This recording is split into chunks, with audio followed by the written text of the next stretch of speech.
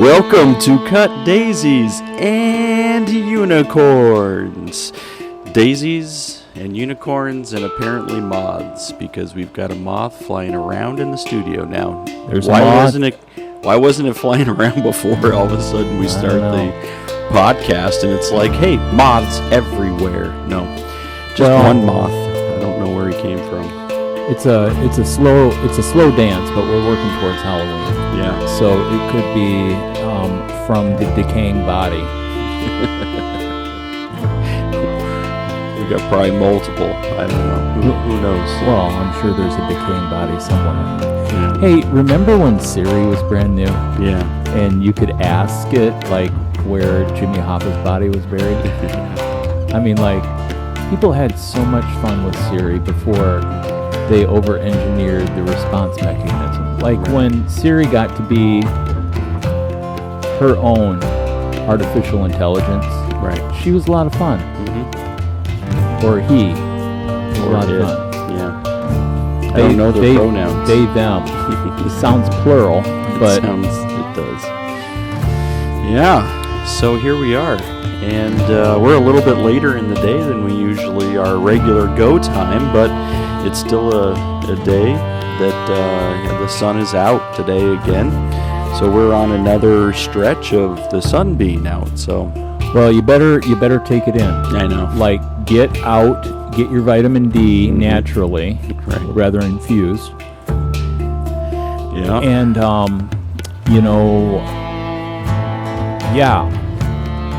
because rain is coming. Apparently Saturday, Sunday, Monday, Tuesday. Like 4 days in a row we're scheduled for rain. Or, as you might think in your head, Steve will be happy for 4 days in a row. I was just thinking I told you I started to coach soccer, for new things in the lives of Phil and Steve. Phil is now a elementary or middle school. I think I guess it would be, so it's 5th through 8th. Yeah. I've got another coach, but then I showed up to the first practice this week, and the coach was like, hey, I'm a fan, but I don't really know what I'm doing. And I was like, okay. He's a fan of football. Yeah, so I've played soccer for, a long time, and I haven't in a while, but I still am familiar with how to be able to, to understand the basics of the game and to be able to try to put together something of a team. I've never thought I'd really ever get to ask you this, but how's your foot game? It's sharp.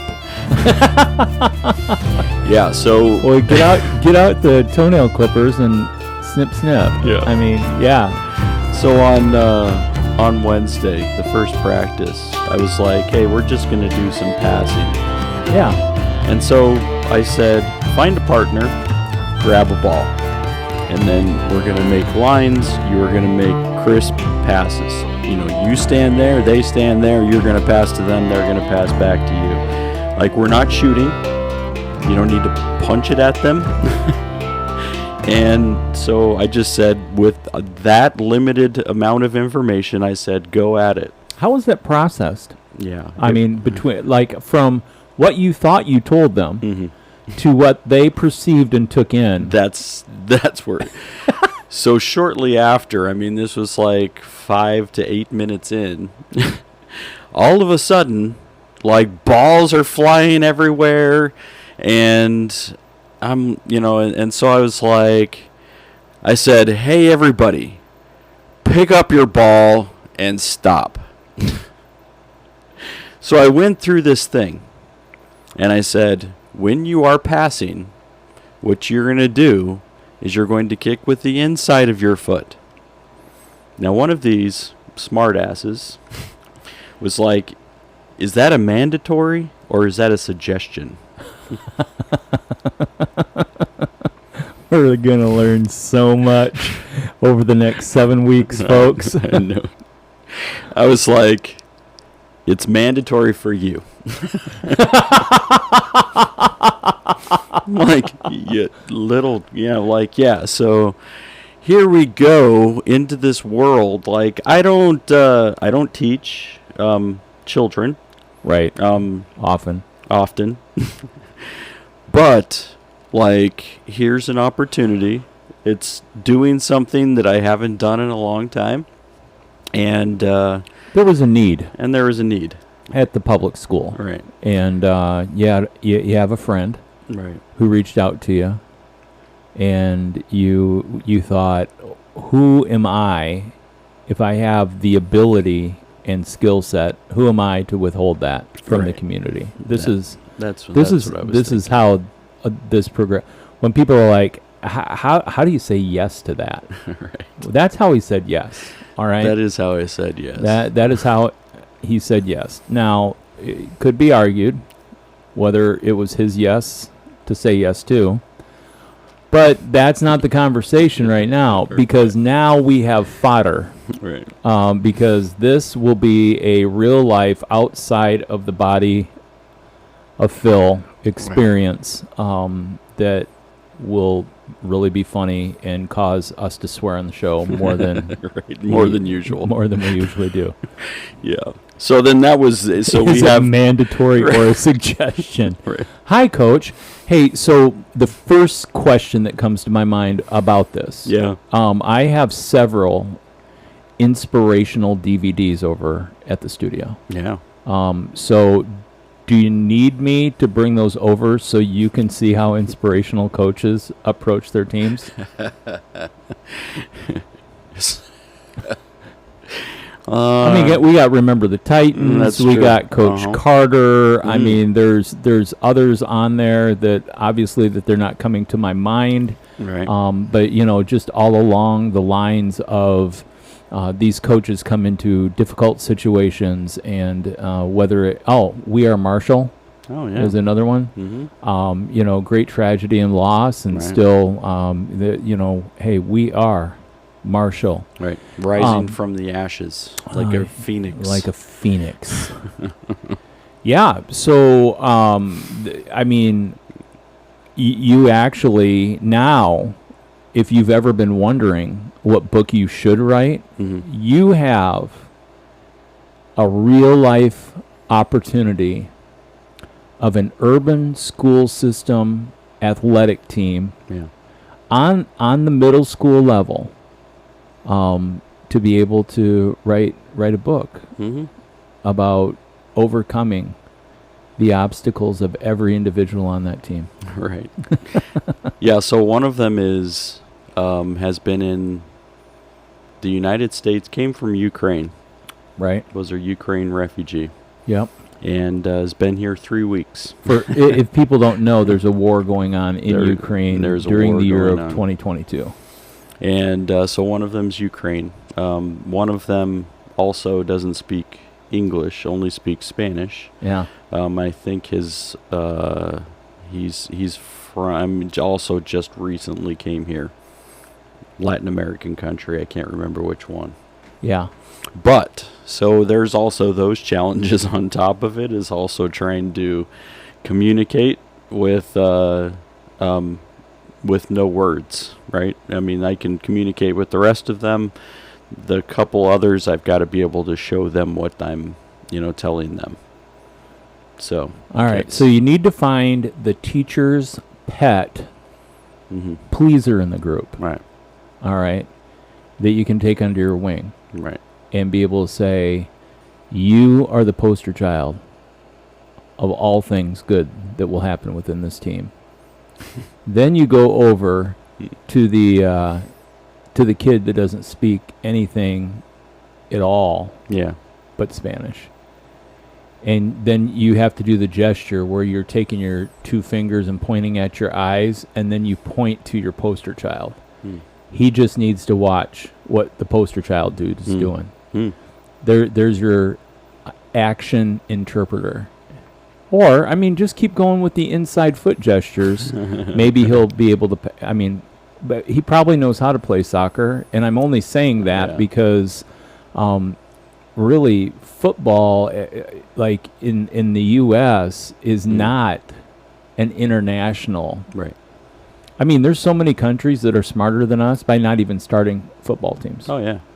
I mean, and we know rugby is a big deal. Australia, UK. Mm-hmm. Yeah. Yeah. So another notable that's the item thing right that's there, yeah. like old news for people. Apparently, Queen Elizabeth II Yeah. is not doing too well. Yeah. Yeah. I mean, she's 90-something, right? I mean, It's been a good run for her. right. I mean, she's the longest sitting queen ever. In history. Right. We won't be around to see the next longest reigning queen beat her record. Right. Yeah. Yeah.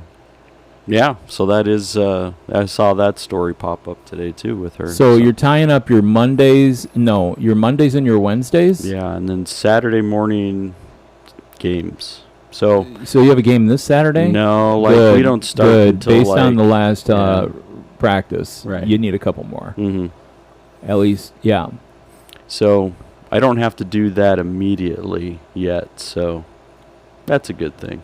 So do you have an offense and defense strategy already built in? Yeah, I'm just trying to gain their skill level first, because if not, I'm just going to stick them all on defense, and then hopefully we'll at least be able not to allow anybody else to score. There you go. keep your net at 0, and right. Hopefully even a blind sow finds an acorn every once in a while. Right. I think that might be the strategy. I don't know. I mean, there's a couple of kids that I can that may have some ability to. I mean, and I think that they're okay. Well, like I said, we just started with just passing. Yeah. And I wanted to see where they were at. Yeah. So we're going to move up in strategy, but then I hear you say rain next week, which is what I was like, so we have Monday. Oh, yeah, but you can play in the rain. Yeah, but I don't know if they are going to play in the rain. Oh. So we'll see. We'll see. Can you kick them off the team? How many team players do you have? We've got plenty. So plenty. Mm-hmm. Okay. How many people are on a soccer team on the field? I think with this age, usually it's 11 on a pro team. Yeah, college team.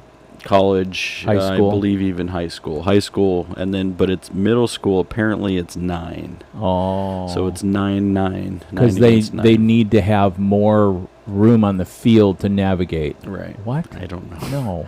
Apparently, it's supposed to be a shorter field too. Oh. So I don't know. So you're saying if I wanted to start playing soccer, yeah. I need to play at the middle school level because the field is shorter. There you go. Perfect. Not as much running. There. Love it. Yeah. We're kicking the bucket already. Which I did tell them when we first started practice. I said, on average, you're looking at 6 miles that you run a game. If you are in there from the very beginning to the very end, you're running 6 miles a game. Whoa, that's motivational. But and that's why I was like, so what we're going to do when we start practice out is we're running. Oh, yeah.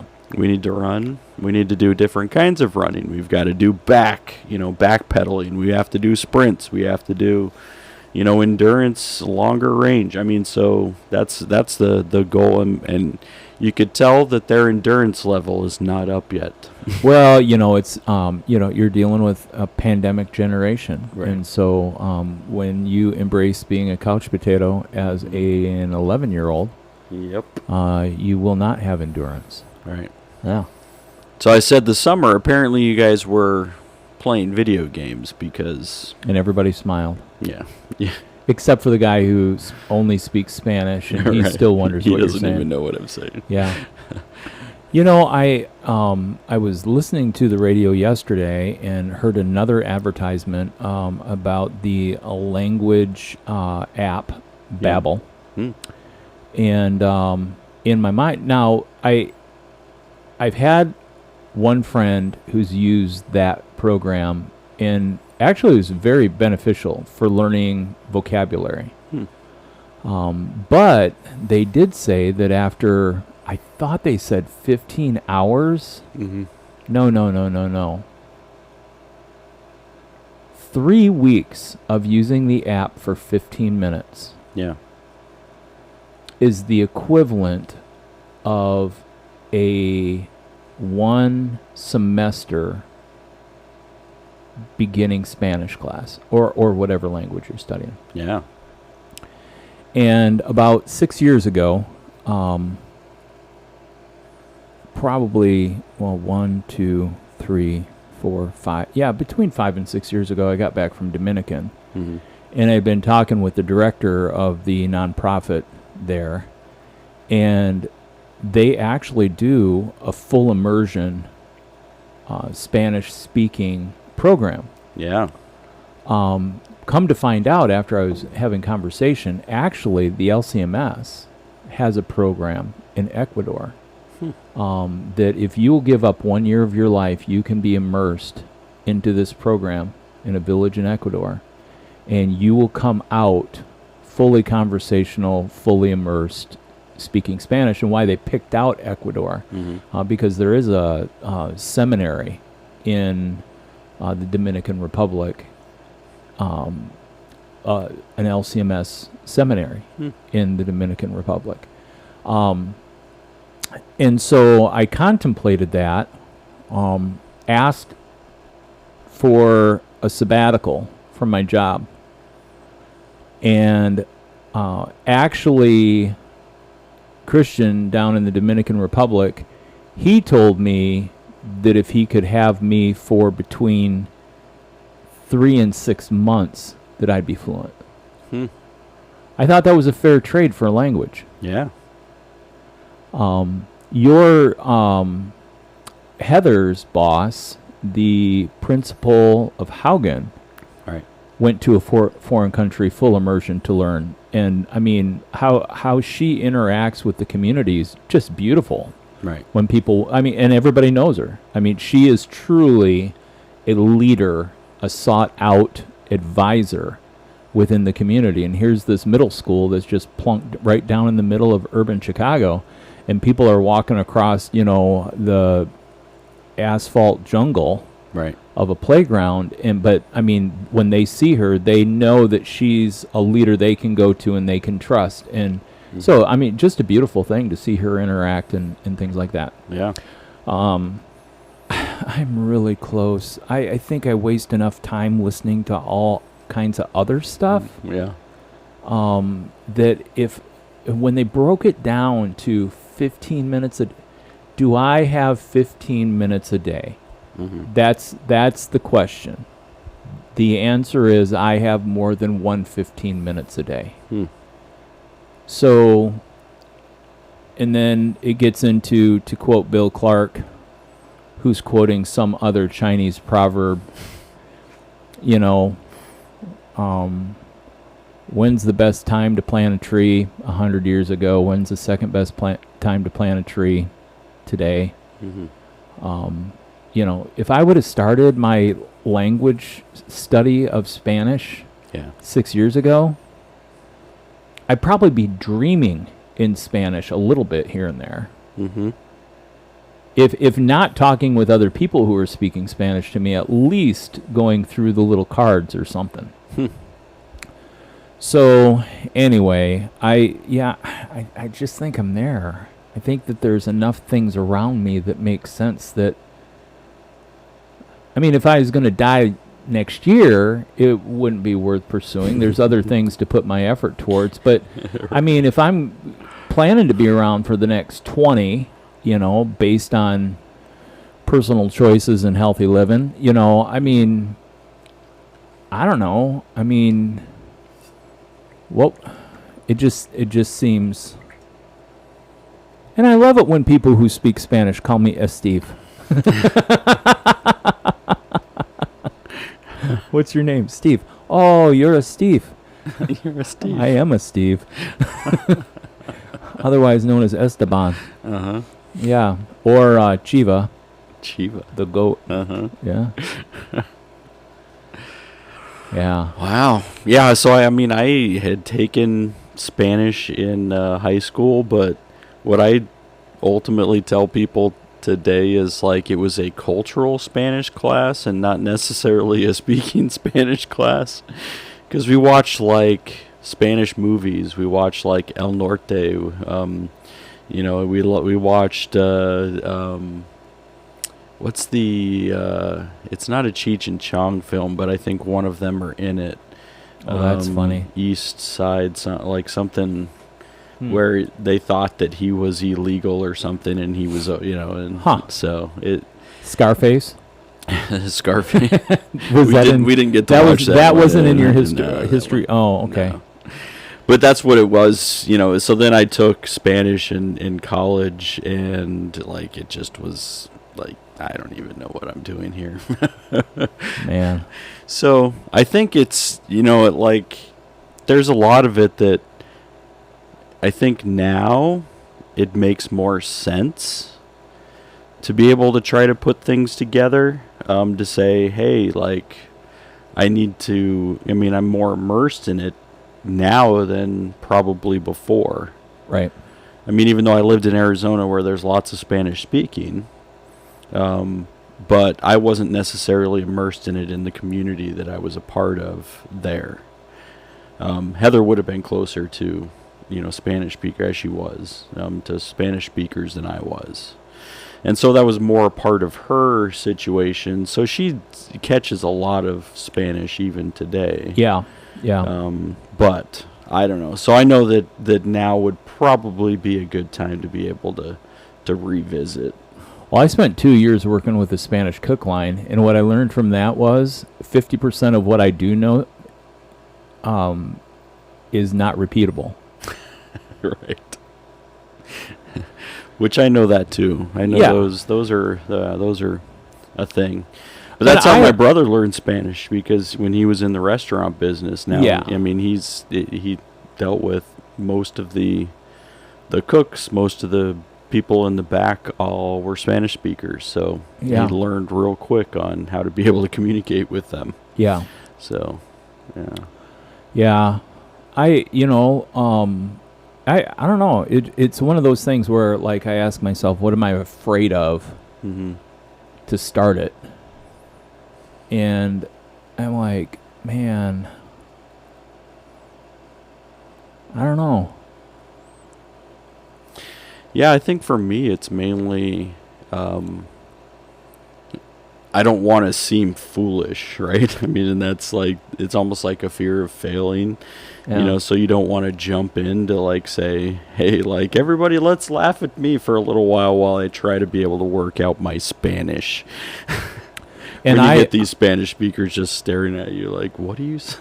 Yeah, and I definitely have a hard time rolling my R's. And so, but I mean, maybe it's like any other muscle that you exercise that, and I mean, it wouldn't be surprised. I mean, they would be able to tell that I'm from the north central part of the United States with my accent. Right. And so, yeah. Well, you can practice by saying, ruffles have ridges. Oh, my gosh, yeah. So, I don't know. We'll see. That was back in the day, Ruffles commercial. Get to season 7. Yeah. And we'll see. Well, I mean, we'll just see. Yeah. We're going to see. Yeah. Hey, so as we're just kind of scatteredly,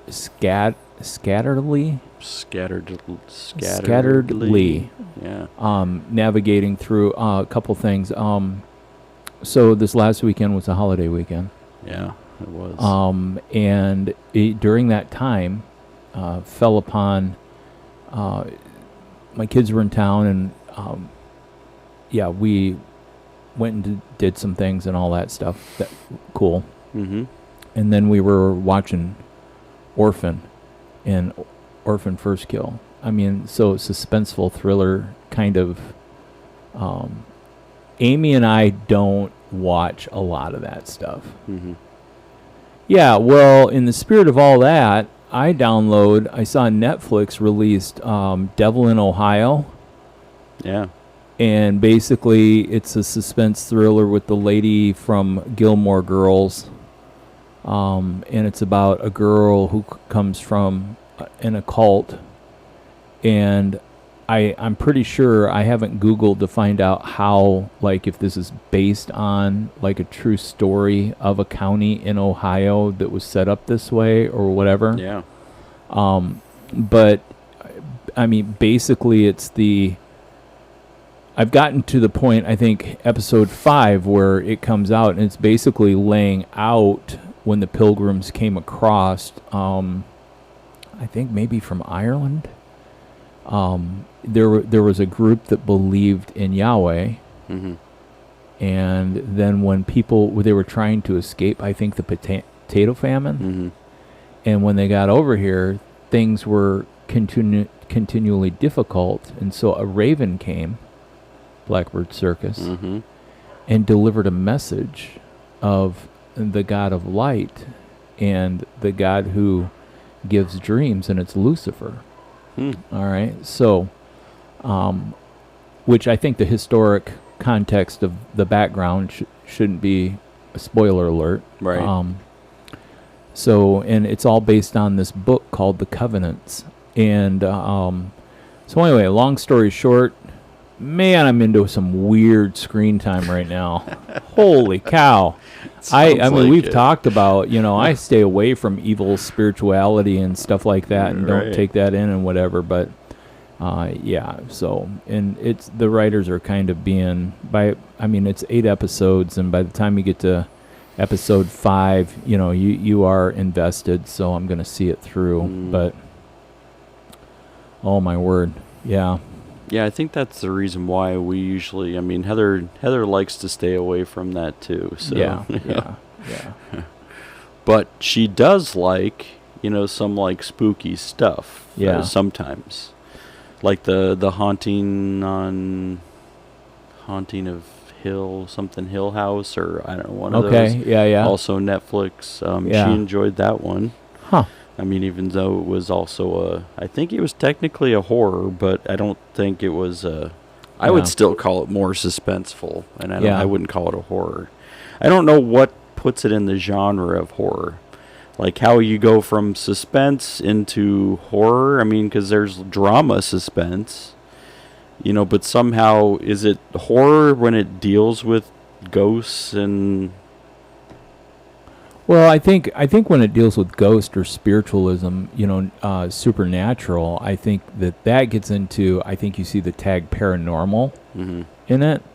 I think horror, like mystery suspense, moves into horror when things are dying. Oh. When blood is being shed. That's what I was thinking. Yeah, even though this was a pig. Nah. Spoiler alert. Spoiler. So far. Yeah. Huh.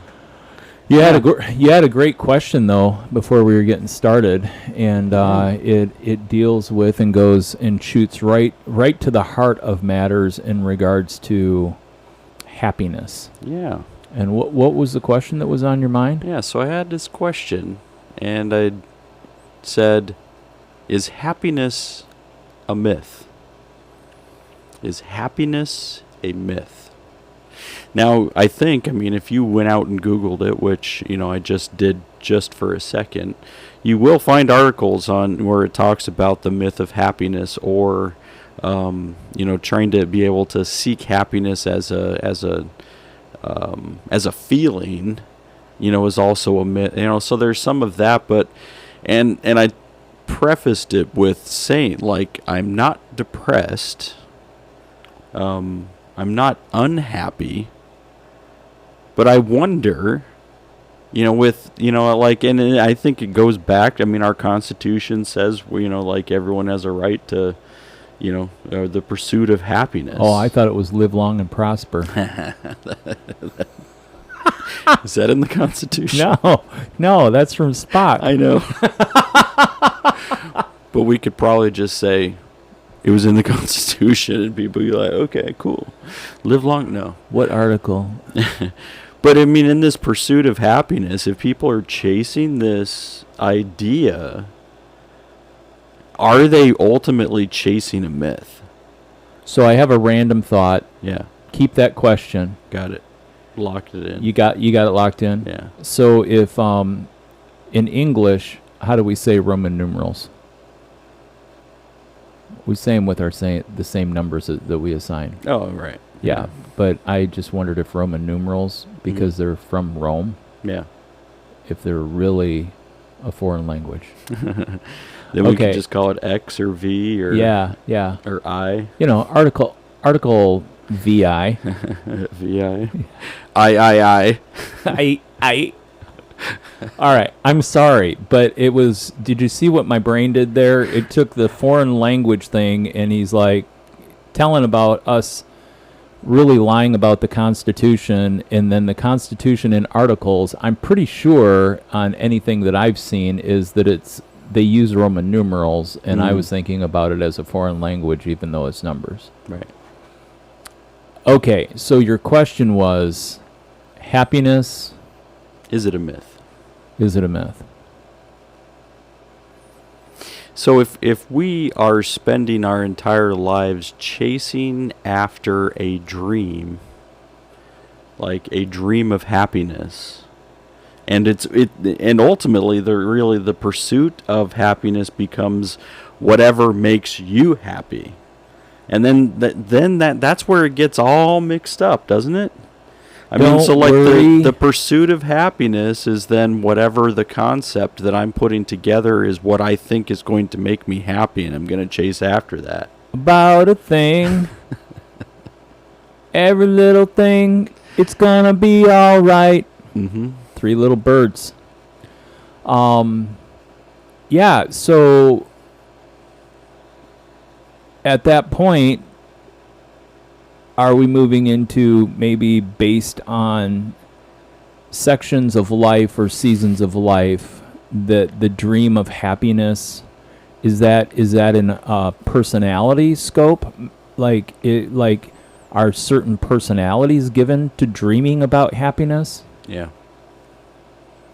What does it mean to be happy? That's the question that I think would be a logical place to start. I think humanity's kind of evolved past a happiness dream. Here's why I say that. I think culturally, a lot of what's talked about is wholeness of life. Yeah. Whole work-life balance. And these things, and moving towards a completeness. I can't remember last time I was in a conversation about somebody saying, you know what, I'm really having problems right now because I'm dreaming about happiness and I'm just not there. I don't know. I mean, that's my humble opinion. Yeah. I mean, it takes me... Do you ever watch Happy Gilmore? I've watched Happy Gilmore probably 3 times in my life. Yeah. So I mean, there's a part where I believe it's his golf instructor. Yeah. Who's trying to help him, right? Right. And he says, "You need to go to your happy place." Have you ever heard of that term of happy place? I have heard of going to your happy place. So what is that happy place for you? Well, no, that's Do you have a happy place? No. Okay. But I think what people are really saying, I think it's more of a saying of escapism. What is it going to take for you to get out of what your current situation is and get into a headspace that is different than your current situation? Yeah. It could be using the term escapism, like I'm escaping from this, I'm going to this.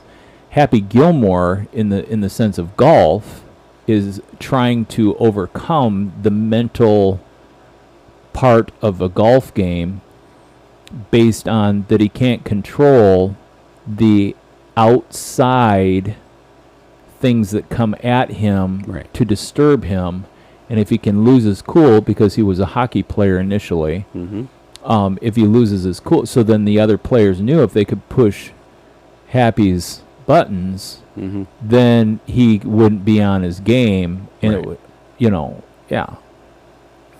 Yeah, so that word, like escapism, saying like, so here's the reality, and then here's what I'm creating.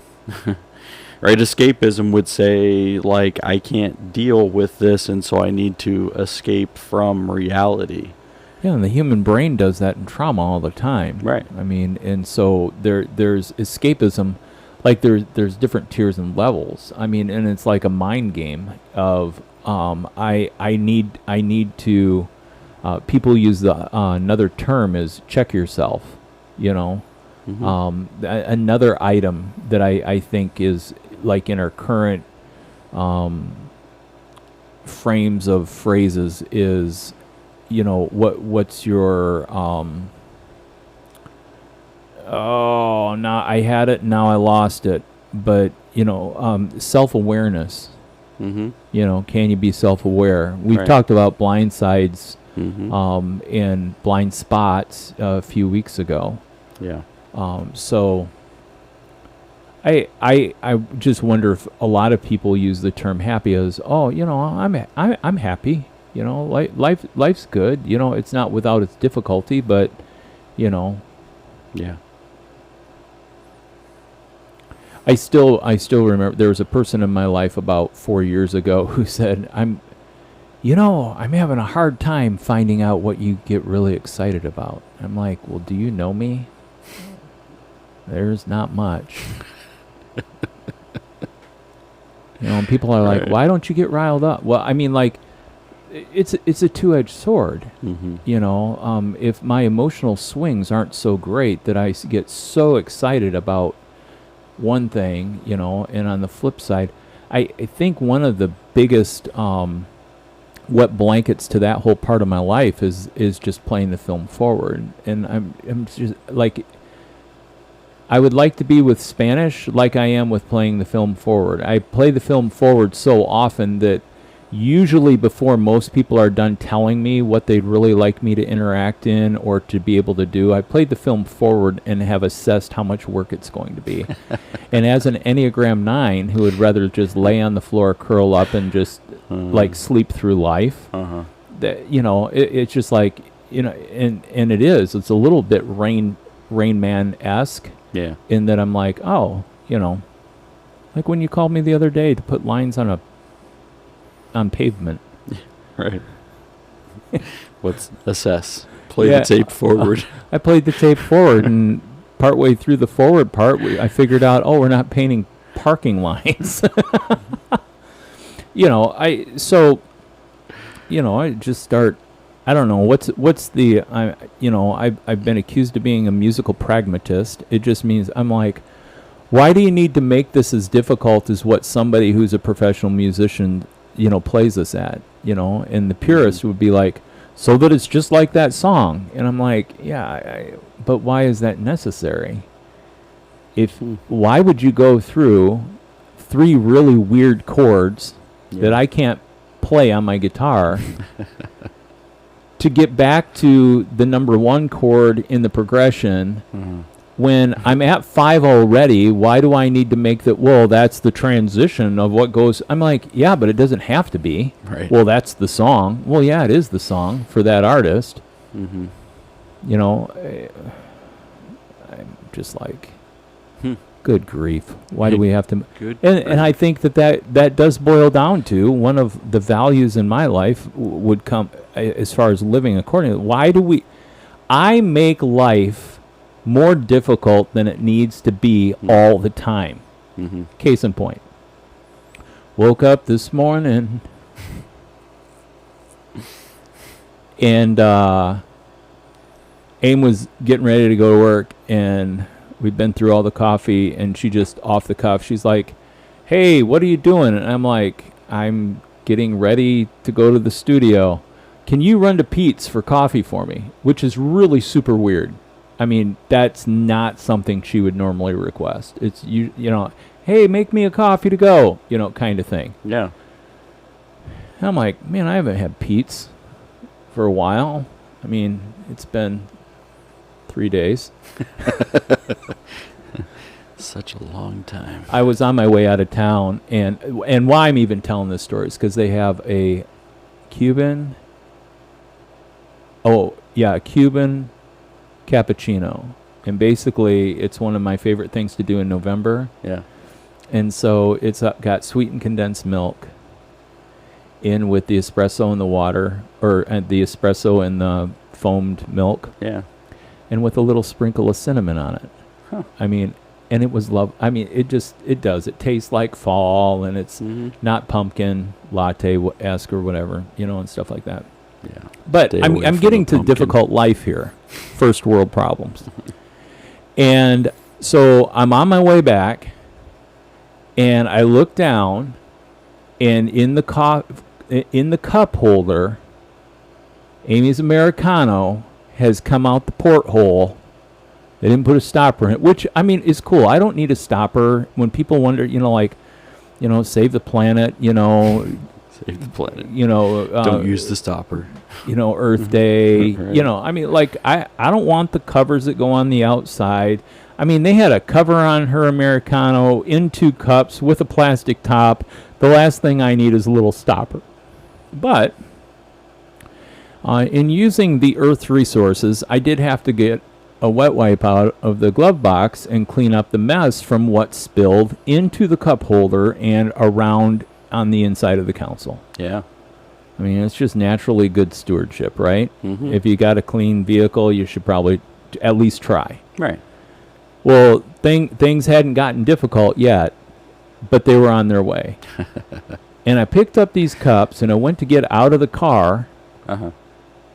and that damn Americano spilt down on the side floorboard and then onto... So now, I still have the wet wipe, so I'm wiping that up. Oh, man. And then, as I'm carrying these things, trying to close the door, then more of this Americano spills out. You know what I'm getting back, like, in my head now? I'm like, they overfilled the damn cup. Right. Okay, so then I've got a gate to get through, slider door, sit it down. When I sit it down, it goes bloop, and it pops through the top, and now who's wiping something up for the 3rd time? This guy. And then, no, this is going to be hilarious. So then I'm like, all right, here's your coffee, Aim. She's like, oh, did you just leave it in the vehicle? I'm like out the door going, and now I'm not frustrated, mad, or even irritated with Amy at all. Right. I'm looking at that damn cup, Uh-huh. and I'm like, you little mother effer.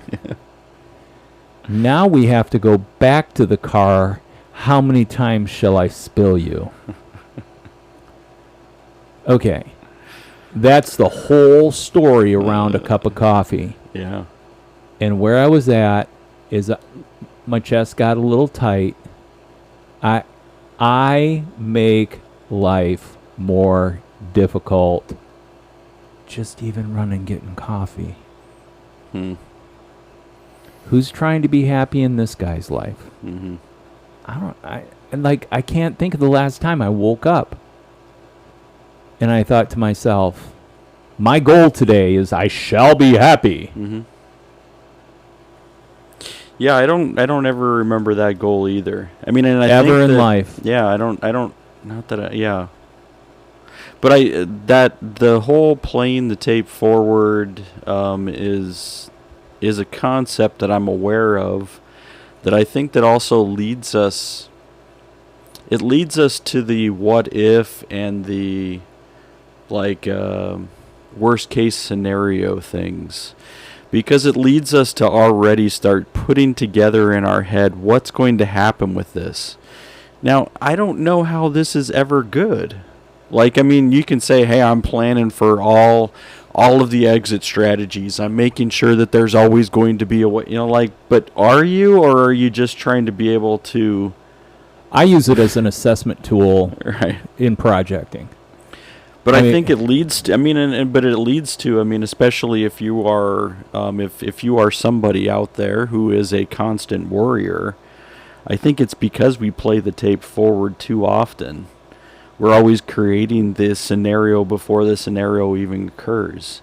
So, if you imagine, so Amy says, "Hey, I need a coffee," and you start thinking, "Oh man, what happens if there's an accident out there and I'm stuck in traffic then? What happens if the Pete's is out of the coffee?" Like all of these things are like, well, why would you? But there are people playing the tape forward who are already worrying about worries. Worst case assumptions. Right. Yeah. Like, hey, if you, I've lost every limb on my body, according to, now I will tell you, she might have fair concern. But like the last time I took the chop saw out of the closet and the chop saw is not coming out of the closet. I just took it out of the closet, just for clarity. Right. And yeah, so I had some things to cut down. Oh, it was a venting system for the new kiln. Oh. And if anybody's wondering, no, it's not running yet. It's not up yet. Supply chain. I think I went to the manufacturer and it said expect 6 to 8 weeks. Then I went to the ceramic store and they said, yeah, and just include the model number and blah, blah, blah, blah, blah. And so then when they shipped everything to me, they're like, hey, and these items are coming from the direct supplier, manufacturer. I'm like, well, shit. That means it's going to be 6 to 8 weeks. And so I'm waiting for Elements to re-element the kiln. But yeah, so I was cutting PVC, and in my head, I thought, Steve, you need to be really careful. You need to be really careful. And there was one time when I was cutting a piece of PVC that the tooth of the saw kicked up, and like it took a shard of plastic and kind of spit it around. Oh. And I mean, fortunately I wear glasses, so I do have eye protection. Yeah. But I'm thinking about like losing digits Yeah. anytime I handle, because I'm there alone, Yeah. you know. And then if something painful happens and like you move into shock or something like that, I mean, I could be then like, you're not jumping to your phone to call. yeah. And who has the wherewithal? I mean, like, hopefully that part takes over, like, Right. you know. But you know, loss of leg, loss of limb. Yeah. I mean, you know, it's one of those things that if you do have, or if you're strung a certain way, wired a certain way, playing the tape forward, I use that term more in the sense of assessment for, I mean, basically I'm making a list of what's necessary to complete a project. And to a fault. Right. I mean, because back in Gloria Day days when I was working with Karen and Kathy and Nicole for holiday high festival decorations and stuff like that. Yeah. You know, Karen would always come and she's like, let's brainstorm or let's dream. What could we do? So I'm bringing that word dreamy, like if happiness is your dream, okay? Yeah. And like partway through, I'd be like, yeah, that's not going to happen. And Right. she's like, Steve, you're being a wet blanket here on us dreaming. So then again, there's the pragmatic part of me, and like, yeah, what does it do anyone any good? Right. Now, on the flip side, I really have had the privilege to work with multi-generations of people around music, around production, around, Yeah. I mean, you know, I knew a girl went to school to sing, and I mean, such a beautiful voice, and she was going to go to New York, and she was going to work on Broadway. Yeah. Knew a young gentleman that basically got the check written so he could go out to California, record an album. I mean, they dropped some major cash for this album, and, you know, now he's living in California writing songs and stuff. And I mean, and now there's 2 young ladies that I know that based out of Nashville, I mean, and working some very large tours, you know, as far as doing the loops and all of that stuff. And I mean, like, and every time somebody comes to me with their dream of what they want to do, Yeah. when it comes to people, I always hold back on. Now, when it comes to projects, I'm cutthroat. I'm like, yeah, that's not going to happen. Mm-hmm. Well, why is that not going to happen? I'm like, yeah, let me take you through the steps. Because I can't make it happen. Like, Right. it's out of my scope, out of my capacity. It's out of our budget. That's a really great idea, Nicole. But who's going to engineer? I mean, and that's the fun part of Right. that in relationship. Nicole would just be like, yeah, I can dream up all kinds of ideas. I've got more ideas than I could ever know what to do, but I'm not the engineer. So, but there were some really cool things that we ended up putting together and doing that were beyond the scope of what I could have come up together. And to that, I would say kudos to Karen for pushing community to be able to get together, to be able to think through those things. But I've never dreamt about being happy. Yeah. Now, there could be some people listening to this and saying, that is your problem. Yeah. But is it? And that's where I'm trying to get to. Like, is it a problem that you're not chasing happiness? And that becomes a pragmatic thing for me, because what I'm an energy conserver. I want to save my energy for the things that I do care about, the things that I want to pursue, that, you know. Right. So, speaking of TV shows, so one of the things that after we got through Orphan and Orphan First Kill, yeah, go with the title there. If you think it's best not to watch, it's a psychological thriller of a person who's psychologically off balance. Mm-hmm. So then my son-in-law, Adam, he throws on this series, Alone, on Netflix. It's in season 8. Yeah. So I've watched all of that season. And I really got hooked in that, because from day 1 to day 64 or 70 something or whatever, you had these people who were in complete isolation. Oh my gosh. Very, very interesting. And like people dropping between 25 and 35% of their body weight. Wow. So this is reality. This like is TV. totally, yeah, they got All right. 2 GoPros and a large camera, and they're doing videos, and it's kind of like watching Tom Hanks with the beach, with Wilson. Wilson, the volleyball. Yeah. You know, it's like watching 10 Tom Hanks, each dropped off, and they have to survive. And there's a list of what they can take, but there's a limitation. Like if you pick this, then you can't take 3 of those, or you know, like if you have a fire starter, that's cool, but you can't have a saw. But you could take a multi-use tool, but yeah, I mean, like, but if you have a multi-use tool, like what are those things that you pliers and screwdrivers, and Yeah. if you do that, you can't bring a straight blade. You know, like there's all just different kinds. You know, some people brought bows and other people brought fishing line, you know, and people use fishing line to be able to build gill nets, but because of the laws of British Columbia, they couldn't use gill nets for fishing, Wow. you know, until day 45. And by the time day 45 came, half of the people are gone, you know, and so, yeah. So then they have to personally tap out, or is it? Yes, they have Okay. a sat phone, and that's exactly that's the term. Yeah, this is Charles. I am calling it. I am officially tapping out. And then a little boat comes speeding its way there, and Wow. Yeah, that's got to have some psychological repercussions. oh my gosh. and then after a certain point, Yeah.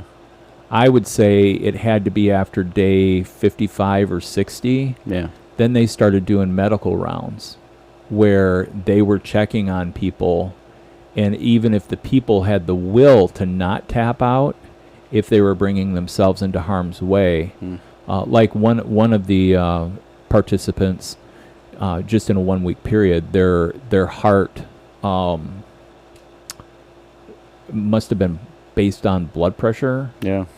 It was operating at 20% higher than what it had before, you know, and they're like, hey, you're at risk of damaging your body to a point. You know, a lady developed frostbite. Well, one of the things that happens as your body begins to shut down Yeah. is it stops circulating to the extremities.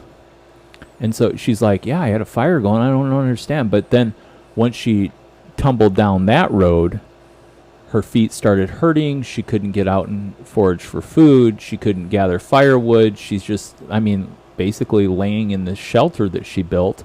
And what's going to happen? At some point you would think, oh, well, common sense would kick in. And yeah, but you've been alone for so long, left to your own thoughts. You're malnourished and Right. starving. Mm-hmm. And there, any sense of common sense left when you put your foot on the boat to go spend a lengthy amount of, and the person who stayed in the longest and was a full capacity got $500,000. Oof. Yeah, Significant. yeah.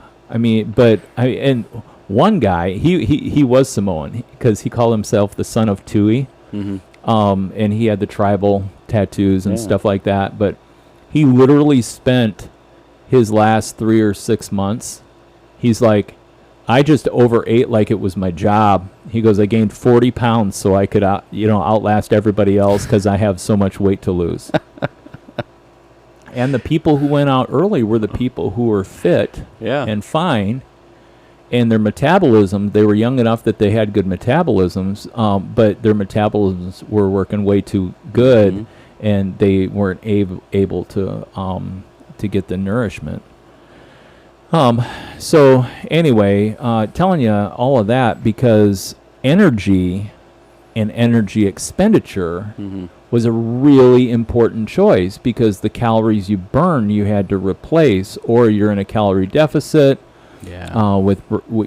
just brings you to a bad thing. And I say that in regards to, I think something that is healthy is to be able to come to a place to say, I don't have the energy for that. Mm-hmm. So if somebody is like doing a self-analysis and asking about happiness within themselves, or whether they're happy, are they sad, are they, Yeah. and that, my real question would be, at least one of the real questions that I would ask is, where are you spending your energy? And is there and are you expending all of your energy for the sake of others Mm-hmm. and for being pushed, or it's been impressed upon you what you have to do? That's costing you your energy. And if you don't have any recharge, if you don't Right. have any way to bring energy back in, Mm-hmm. if you don't have, if you're not in a practice of what would be able to, we use the term or the phrase, feed yourself. Right. You feed yourself physically, you also feed yourself emotionally, you feed yourself spiritually, you feed yourself mentally. Mm-hmm. That, and this is why I don't know that happiness and the question of happiness and the pursuit of happiness, I don't know that there's a part of human evolution that I believe has moved into whole life thinking over the emotional seat of happiness as a sole dream and purpose and push. All of that, the alone stuff reminds me of like solitary confinement, and they've done studies on prisoners who are in solitary confinement for long periods of time, and the actual psychological toll it takes on people. And that's so, like, all of that. I know it's not necessarily something that we're talking about with, like, but I think the psychological toll, like, it no longer even puts you in a position to start thinking about anything other than your own destruction. Like, I am deteriorating. And actually, And if you're in that mode of, like, I'm deteriorating, like, obviously you're going to start deteriorating, like, physically, mentally, emotionally. Every aspect of, How to Commit a Murder, yeah. season 3, season 4. It's about a gentleman that, because of solitary confinement, comes out and has a longer sentence placed, but because he didn't have fair representation and they didn't pursue what his mental state was, he was doing time for a murder that he committed that was basically him moving into a blackout. Yeah. Spoiler alert. And to your point, in a 4x8 cell. Right. Now my inseam is 29 inches. It used to be 30. But I'm just saying, if you pull out a tape measure and you look at 24, 36, and 48 inches, 4x8 is not a big space. It's not. And this podcast studio is bigger than 4x8. oh my gosh. Yeah, by 2.5 times. Right. And then, with that, you're in that cell for 23 hours. Mm-hmm. And depending on how they're treating the prisoner, right, they're not giving you a day and a night. Mm-hmm. It could be the lights on 24 hours a day. Yeah. You get 1 hour, and you're coming out into chain link and razor wire. Right. And we're not even talking about Guantanamo. Mm-hmm.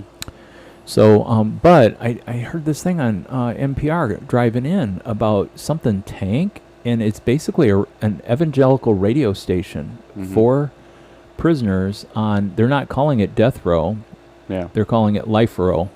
Oh. Basically, they're lifers on death row. Mm-hmm.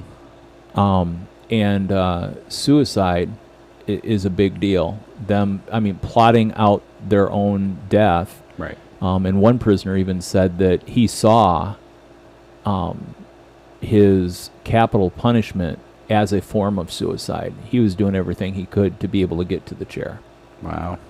But this radio station has, I guess prisoners can write letters to it, and they do work on, and I guess one prison guard said this channel is changing the attitudes of our prison and stuff. So anyway, and so happiness. I know the juxtaposition to that is in a Christianese sort of way is the difference between happiness and joy. Mm-hmm. Yeah, so Psychology Today, and they're one of your favorite sources. Yeah, I go to it quite a bit, especially, on the mental. They said happiness is not natural. It's a mere human construct. A state of contentment, let alone happiness, is discouraged by our genetic design because it would lower our guard against possible threats to our survival. And then they say chasing happiness is like chasing an elusive ghost. So for them, this idea of, happiness is not natural to our genetics. So like internally, our bodies are like saying, we need to look for the danger areas. We need to look for, the places that are trying to, to take us down. And we have to continue to go after, and be on guard. And if we're not on guard, then, our genetics are at danger, right? So it's like, going back to like survival of the fittest, and our genes are always constantly trying to be able to figure out, how to survive. Well, how to survive is not necessarily, in their view, would not be considered something of happiness. And if it is elusive, if it's a construct that we've put in our head, then it would be foolish to chase after a ghost, something we can't see. Yeah. I don't know. That's the scientific side of it, as far as the genetic code and the human body, and they were saying, so their key points here in this happiness myth is suffering is inevitable, which I would say I think every major world religion would also say the same. Suffering is inevitable. And we need to get to a place to understand it. Yeah. So, and then they say mandatory optimism is counterproductive. So if you're trying to get somebody to be optimistic and force them into an optimism, even though they might be realistically trying to deal with something, would be counterproductive. And then we have to come to terms with life, as things are, and instead of trying to be able to chase after things that we think. Yeah. So, I don't know. So, to me, I mean, yeah, there probably is some places in this that you could push back on and still say, like, should we not have dreams? No, I mean, like, or ambitions. And I don't think it's the same. Like saying, hey, I really want to be a journalist. Well, what's it going to take for me to get there? Go after it. Yeah. Hey, I'd really like to read a book. There's a goal. It doesn't mean it's your goal of happiness. It could be just, hey, I'm going to, and there might be that sense of, when, hey, I had a goal to read a book, I read a book, and now I feel a sense of accomplishment. Yeah. Cool. Yeah. Like, I don't see that the same as, like, that's chasing happiness. Like, I don't see that. Yeah. And yet, if the only reason you read is to escape your present, Mm-hmm. reading can be as harmful Right. as, I don't know, I mean, like... Yeah, because that could be seen as escapism. Yeah. I'm escaping my reality to get to a place where there's another perceived reality. Yeah. So jumping into a book is saying, hey, I'm going to be in this world for a little while. Escapism. Yeah. Well, I think it's what's really interesting is I had, even on my trip in here, I had thought, oh, I'm going to listen to a little podcast or something like that on Stoicism Mm-hmm. or the Stoics practices. And I was thinking, I wonder how that'll play out, to interact with what's going on. But the article that you have from Psychology Today Mm-hmm. and about that is, it's interesting how that Marcus Aurelius had boiled down in a Stoic practice some of these very things, addressing what is in with humanity to pursue happiness or the dream of happiness, and instead has a very pragmatic view of dealing with perception, reality, obstacles, and opportunity. And so, and the number one thing is obstacles are opportunities. So you use the word struggle when things aren't going the way you want it to, i.e., stupid little coffee cup.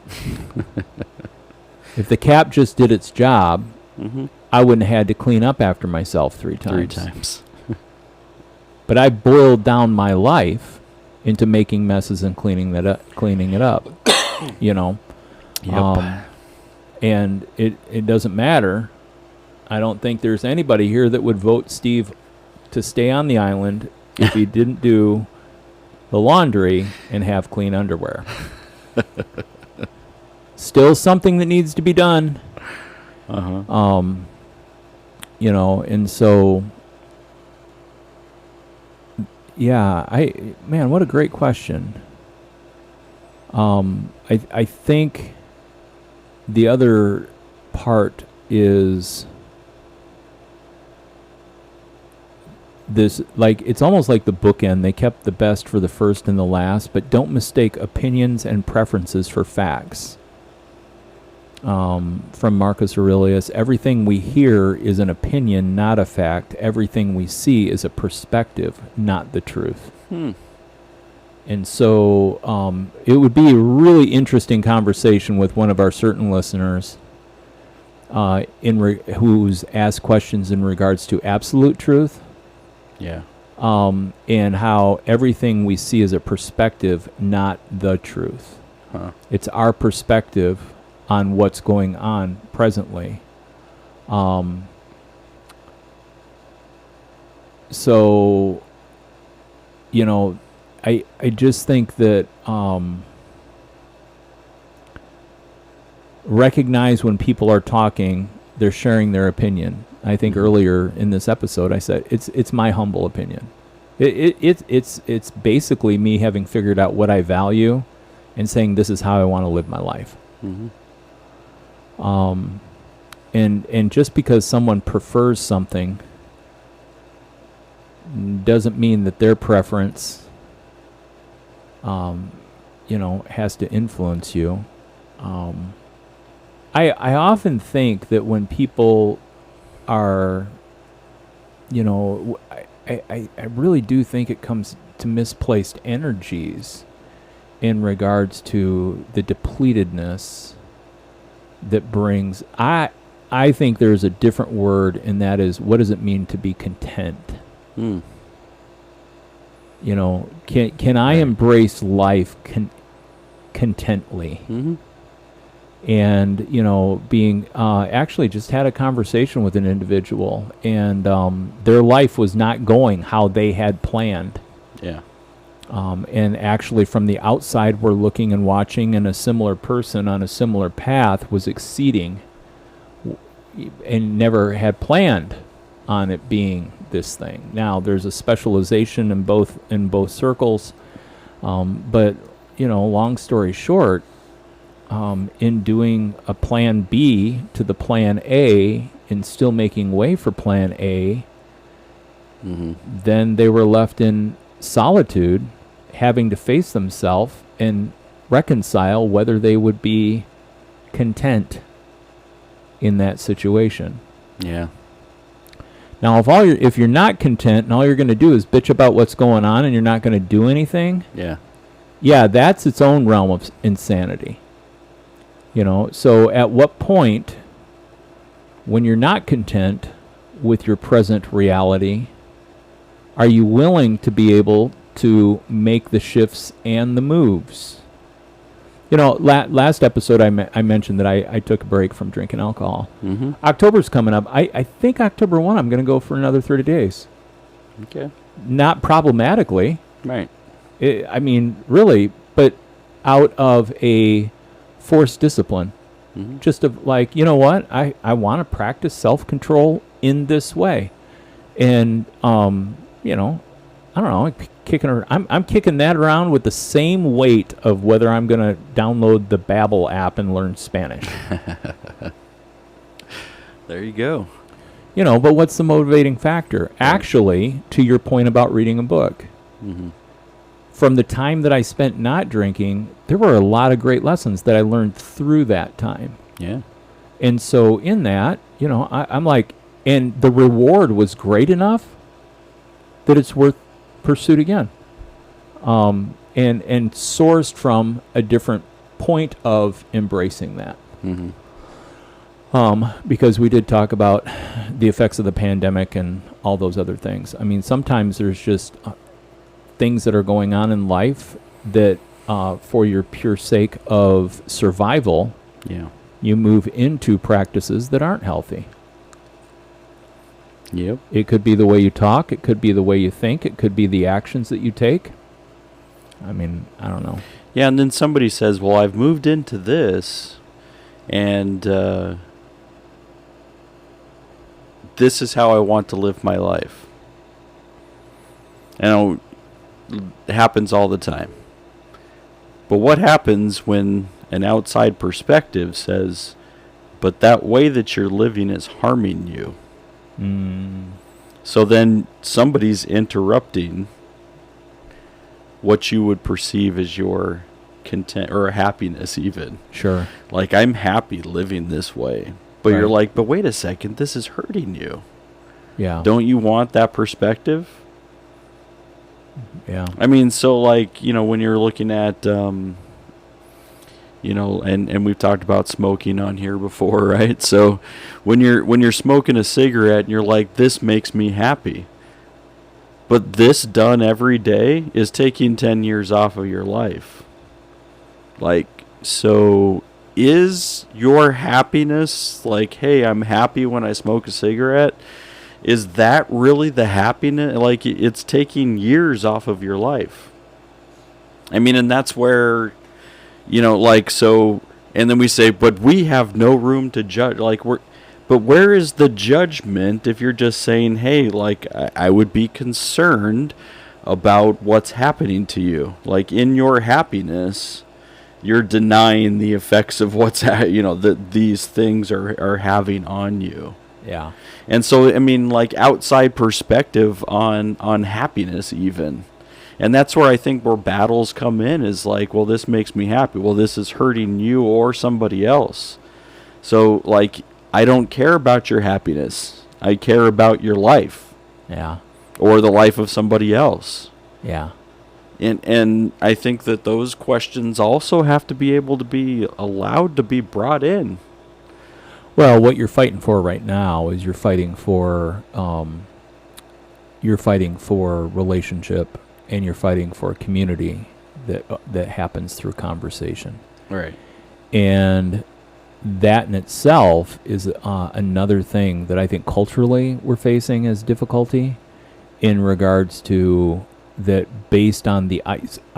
I think I swallowed a bug. Uh-oh. You know that little fruit fly that was flying around here? He just went down. At least it wasn't that moth. Yeah, that moth is still I think it's on the couch. on the center table, maybe on the couch. Could be some one of those. And if I was watching the Alone show, I'd eat it. Nutrients. Yes. Nom, nom, nom, nom, nom, nom. But so if somebody's listening to this, the real question is, hey, who are your friends and whose voice will you trust? Yeah. Because you can say, I'm going to have a conversation with you. You're not in control of whether your voice will be heard or trusted. Mm-hmm. Unless it's based on relationship. Right. And then you hope that the relationship itself is strong enough that somebody is also saying, I do trust you, and I'm also like, oh, I should probably consider this. Yeah. I mean, because we can't change people, right? And we know that. We can't change anybody. Yeah. This has taken me to a deep, dark place, just as you're talking about it, because then I wonder how many people within the hearing range of our voices would say, man, I've had those conversations, and it's been with a relationship that I was in, not necessarily by choice. It could be a birthright. Mm-hmm. It could be a child to a parent. It could be siblings having conversation with one another. Mm-hmm. But then what do you do with the rejection of when somebody chooses to continue to harm themselves? Right.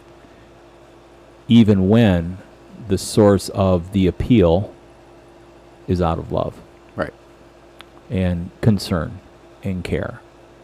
And so anyway, I in a point of transparency, which I really try to use this platform, I can kind of test myself in that on how safe I'm feeling, or what I'm, right. If I'm having conversation and everything's, glib and sarcastic and so comfortable for me, but when I try to be able to be a pattern of what transparency looks like, I would say, man, I've been in on those conversations and have been rejected. Mm-hmm. And in that rejection, that doesn't necessarily land in a healthy place for me. Right. But I'm pretty sure I've spent thousands of dollars in counseling to be able to say that out loud. Right. And I'm sure your counselor is appreciative of that. Oh, my gosh. Living in a beautiful home in Johnston, Iowa. Yeah. I mean, and that's where, especially if you're looking at, like, it's not my happiness that I'm, ultimately pursuing, but we're actually saying pursuing relationship and pursuing community is going to ask bigger questions. And it's going to be able to say, this doesn't just affect me, it affects somebody else. Yeah. And if it affects somebody else, then I have to ask bigger questions. But, there's another practice at Gloria Dei that I picked up really early that it wasn't necessarily a part of my life, but it's a part of my formation. Mm-hmm. I was griping at one rehearsal. I probably shared this story before, too. And, but I was griping about this song. I don't even like this song. And the bass player turns to me and he's like, well, then why'd you pick it? And I'm like, well, why I picked it was because in my intuitive sense of interacting with the unseen, this is a song we need to do here because somebody out there needs it. It's not about whether I like it or not. Right. And so then that became the part of, I would put in one song a week that I did not like. Because if I was imposing on the congregation your likes and dislikes, only what I liked and what I didn't like, right. We sang a song this last weekend in worship, and I thought, oh my gosh, how many verses. It was The Mighty Fortress is Our God. Right. And it's a contemporary version of it. And so not only is it like 5 stanzas plus the O's and plus the refrain, and then there's this bridge thing, right. and all of this stuff. Now, mind you, as I went through it, and we got to, I think it was the 5th refrain, or at least the 4th. And I'm like, dear God, how did Martin Luther come up with all of these words? And so then I reflected, and I'm like, but gosh, the content's good. Mm-hmm. You know what I'm saying? Right. Like, but that would ideally, like if I was to use an illustration of, there would be a song that I would pick. Yeah. I would pick it because, and you know what? In the congregation rallied around that song. Right. I mean, It's weird. in an activity in a way, but I don't think it's weird. I think because it illustrates in song format the core values of the people, whether it had been put in them as little children or along the way they grew, and that through the study of the ancient texts and through the parts of living out life, that there's, there are these core things, and so there's where truth stirs up the emotional response of, I can't do anything else but say yes. It's kind of like when you say the creed, and you're saying, I believe this to be true. Right. And so, but they were so gathered in that, not only tune and not only words, but the expression of it, that viscerally they could do nothing else but break out into a celebration upon its completion. Right. Yeah, how cool is that? Right. And then I'm bringing you Shine by what's his name, who's like, let them get high, let them, smoke? Yeah. I mean, Mondo Cosmo. If you want to hear a tune that I heard on the way in, but yeah, stick with me, Jesus, through the coming storm. I've come to you in search of something I've lost. Shine down a light and show me a path. I promise I will return if you take me back. Everything will be all right if you let it go. Yeah. So. Interesting things. Yeah. So are you going to be happy today? I'm going to shoot for contentment. That's a good word, isn't it? It is. It's a really good word. One of the teachings of Father Richard Rohr is that transformation occurs during great love or great difficulty or great tragedy. Yeah. And his recommendation is just understand which wave you're on and look for how are you being transformed. Yeah. Gosh, I mean, I couldn't come up with anything better than that, right? And I've known great love. and I've known great tragedy. Mm-hmm. And in both, I have been changed.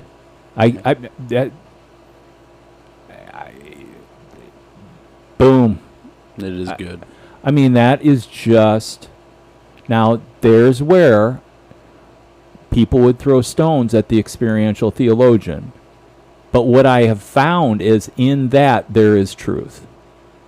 And so when things are not going my way, quote unquote, hey, Paragon, if you could get the elements to my kiln here, I would be able to fire 3 times as much volume. Then I would be happy. Would I? Who is it? Amy asked me the other day. She's like, so, like, do you, like, is glazing the pottery, like, the worst part of the process for you? And I said, no, handles. Handles for coffee mugs. That is the worst part of the process for me.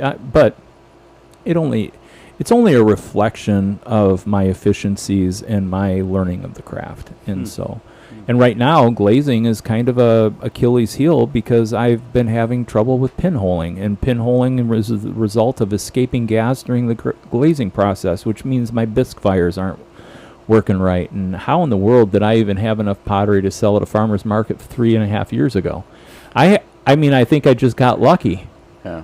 Or it was the bug within me, that the seed that was planted to say, yeah, pursue this. And then but then as you continue to progress, it's progression is going further down the trail or the path, right? Yeah. But really what you're doing is you're peeling off another layer of the onion. Well, if you're peeling off the layer of the onion, people who like Westworld will love this.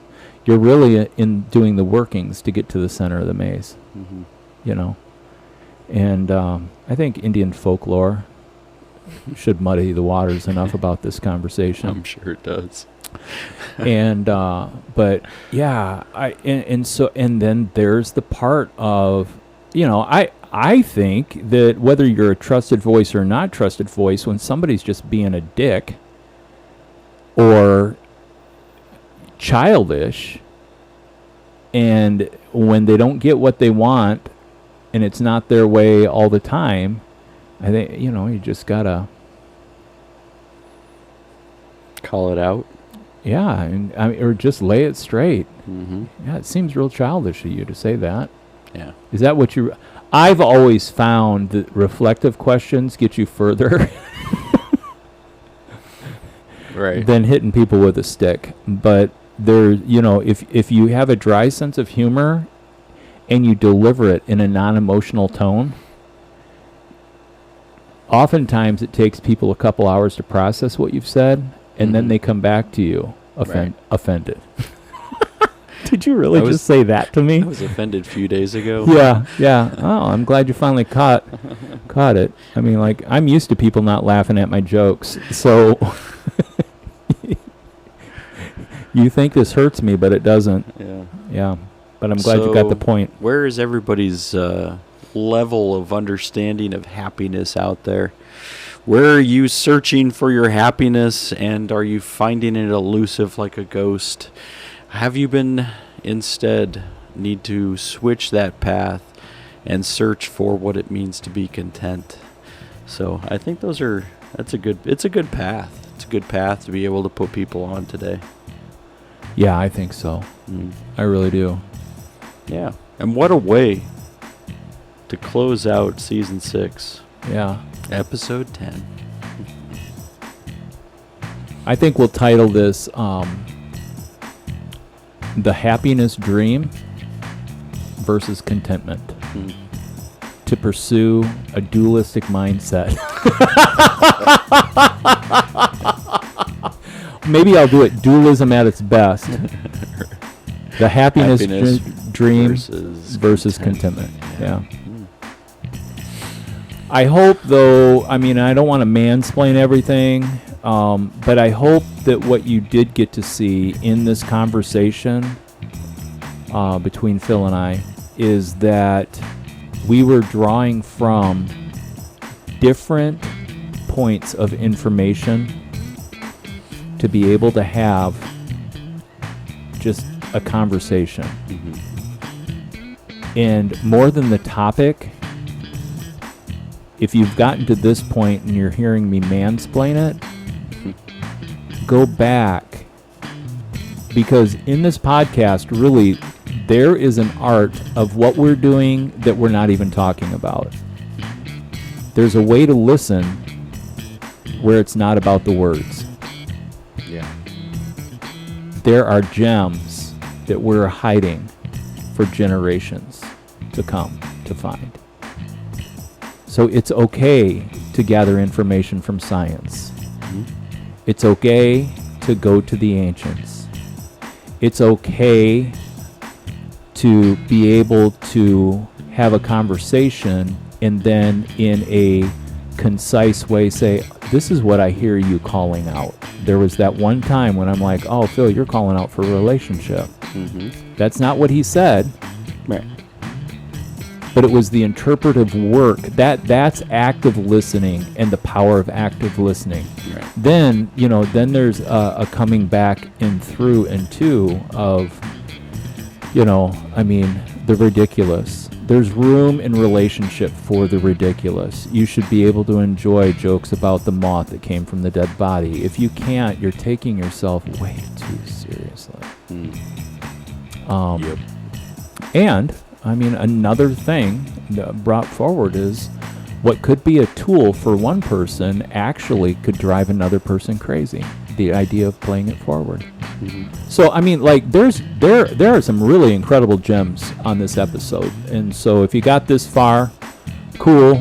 If not, congratulations. We'll be right back in a moment. No, yeah. So we'll get ready for season 7, and who knows what that looks like. But we will be coming back. Right. Be well. Yeah. Definitely be well. And we'll see you soon. Take care, everybody.